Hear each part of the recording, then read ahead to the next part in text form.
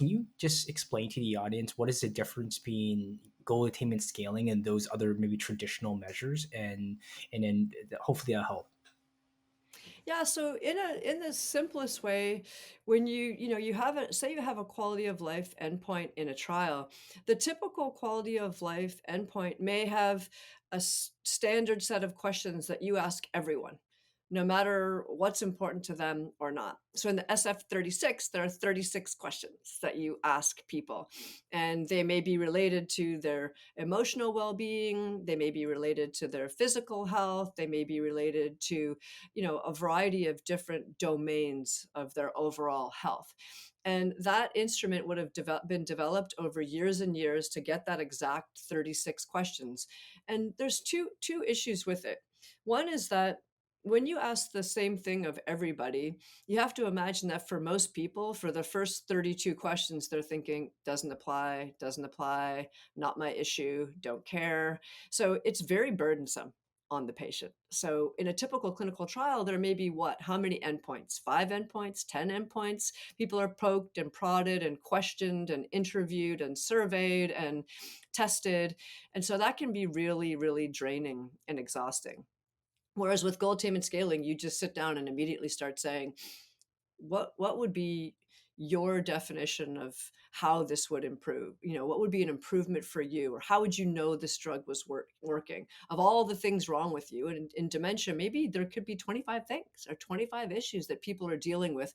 What are the 3 things that you'd actually like to see improved so that you would know that this drug was working and that it would have a meaningful impact on your life? So that's the first difference of the standardized measure versus a personalized measure. I think there's less burden on the patient, and it's a little more patient centric to go directly for them. And then in terms of the sensitivity of those 2 different endpoints, it's a statistical analysis. So I'm not the best at explaining those to begin with, but in a podcast, it may be a little bit harder. But you can imagine that with a standardized set of questions for each and every person, you're kind of looking for the needle in the haystack. Whereas if I go to you and say, what are the 3 things you want to see improved by treatment? And we just monitor and measure those, and one of them improves at all, it's like a 1 in 3 or a 1 in 5. It's a smaller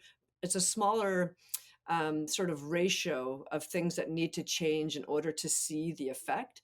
And so it does usually mean that goal attainment scaling is a more sensitive measure, which means that it responds very quickly to change. So if there's a change at all in the early days of the trial, you can pick it up faster. And that doesn't mean, if there's incumbent um, endpoints that are often used in every single trial in some disease area, that you should throw them away. But it may mean that goal attainment scaling may allow you to better understand the data you're getting from those other endpoints as well. So, like Costas was saying, you've got a lot of patient reported outcomes right now, and you've got a lot of clinical outcome assessments, but sometimes it's difficult to make the link between the 2 of them. And goal attainment scaling does allow you to do that because you can compare quantitatively whether it's working or not, but then you can also look qualitatively at how things are changing. You can compare the patient reported outcomes to the clinical outcomes that the clinician is already capturing.